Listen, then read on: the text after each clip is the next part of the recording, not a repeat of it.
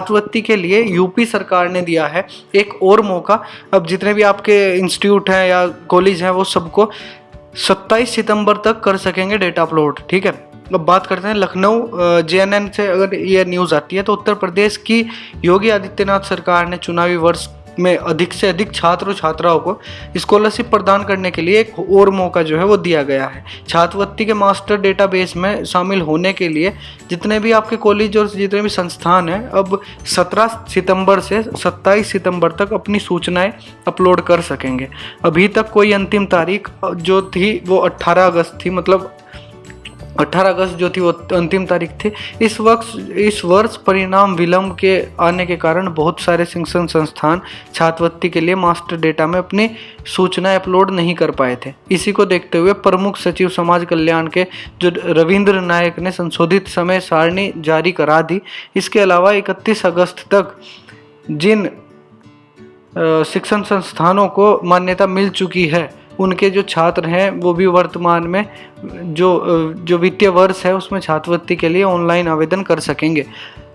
हर साल 15 जुलाई को मान्यता प्राप्त वाले जितने भी शिक्षण संस्थान के ही छात्र को जो छात्रवृत्ति दी जाती थी, ऐसा इसलिए किया गया ताकि इस वर्ष अधिक से अधिक जितने भी छात्रवृत्ति वाले बच्चे हैं भाई उन सभी के पास उनकी जो स्कॉलरशिप है वो चली जाए। इसमें मैं आपको बहुत सी चीज़ें जो है अब दमादम आपको मैं अपडेट देना शुरू करूँगा। आप बिल्कुल मत घबराइए, सारी इन्फॉर्मेशन जितनी भी होती हैं, चाहे 10वीं हो चाहे 12वीं हो चाहे कुछ भी हो, उस सभी चीज़ों की स्कॉलरशिप की जितनी भी न्यूज़ है वो सारी इस चैनल पे आपको मिलती हैं। तो CM योगी आदित्यनाथ ने 2 अक्टूबर तक हर हाल में सभी प्रकार की जो छात्रवृत्ति का शुल्क प्रतिपूर्ति का जो भुगतान करने के निर्देश हैं वे दिए हैं।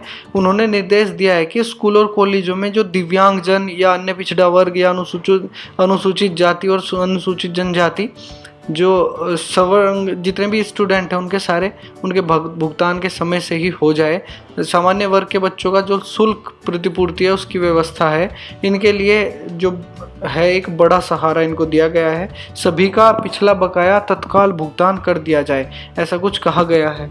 तो इसमें हम अगली वीडियो में बात करेंगे कि पिछली वाली जो स्कॉलरशिप है वो आएगी या नहीं आएगी, वो क्या बात है वो हम बताएंगे आपको।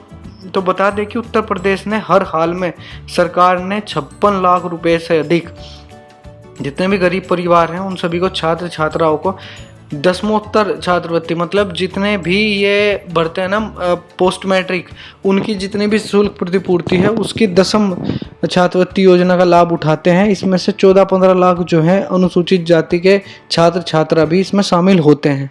अगले साल विधानसभा के चुनाव आने वाले हैं और आपको पता है कि भाई जब विधानसभा के या कोई भी चुनाव आते हैं उस साल एक तो जल्दी स्कॉलरशिप आती है और एक क्या होता है कि भाई उस साल सरकार पूरी मेहनत करती है ताकि जितना भी यूथ है सरकार के पास, जितना भी देश में यूथ है उन सभी को उनकी स्कॉलरशिप जो है वो टाइम पे मिल जाए। तो इसमें से इसलिए योगी सरकार ने इस वर्ष SC छात्रवृत्ति योजना का दायरा बढ़ाने जो है वो जा रहे हैं। तो अगर आप भी SC कैटेगरी से आते हैं तो आपको भी इस बार अपने स्कॉलरशिप का फॉर्म जो है वो टाइम से ही भर देना चाहिए। ऐसा ना हो कि आप लेट हो जाएं और स्कॉलरशिप जो है वो हाथ से चली जाए। अब चीज़ें मैं आपको कुछ ऐसी बताता हूँ जो आपको बहुत ध्यान में रखनी है। पहले तो मेरी सारी वीडियो सुनने के लायक होंगी, आप शुरू से आखिरी तक वीडियो में जो भी मैं कहता हूँ वो ज़रूर सुनिएगा, क्योंकि स्कॉलरशिप डिपार्टमेंट बस मेरा जहाँ ऑफिस है मेरे ऑफिस के जस्ट बगल में ही स्कॉलरशिप डिपार्टमेंट है। कभी वीडियो बनाऊँगा तो दिखाऊँगा जब स्कॉलरशिप आना शुरू हो जाएंगी। उससे पहले मैं आपको जितनी भी बात बताता हूँ उनको बिल्कुल आप रिलाय करें, उनको बिल्कुल मानें, क्योंकि पिछली बार भी 300 लाख बच्चों की स्कॉलरशिप मैं दिला चुका हूं। अब आपको 30 लाख कह दिया। तो अभी मैं आपको ये बता दूं कि इस बार अभी तक पोर्टल नहीं खुला है, ठीक है, प्रॉपर तरीके से पोर्टल नहीं खुला। रात एक बच्चे का मुझे मैसेज आया था, उसने बोला था सर मैं जैसे ही रिन्यूअल का अपना पोस्ट जो है कर रहा हूँ या कर रही हूँ तो मेरा हो ही नहीं रहा। तो इसका सिंपल सा कारण यही है कि आपको अपनी जितने ज़्यादा से ज़्यादा हो सके उतना टाइम आपको लेना है अभी और जल्दी से जल्दी आपको अपलोड कर देना है डेटा। उससे क्या होगा कि 2 अक्टूबर तक जिसकी स्कॉलरशिप उसको मिल गई तो उसको तो बहुत बढ़िया है, और नहीं तो फिर सस्पेक्ट आना शुरू हो जाता है भाई। और सस्पेक्ट आता है तो आप समझ सकते हो कि अगर सस्पेक्ट आया तो सारा खेल ख़त्म। तो आपको बस यही चीज़ ध्यान में रखनी है, यही सारी चीज़ें मैं आपको बताऊंगा। और चलिए अगली वीडियो जो है वो जल्द ही मिलने वाली है आपको।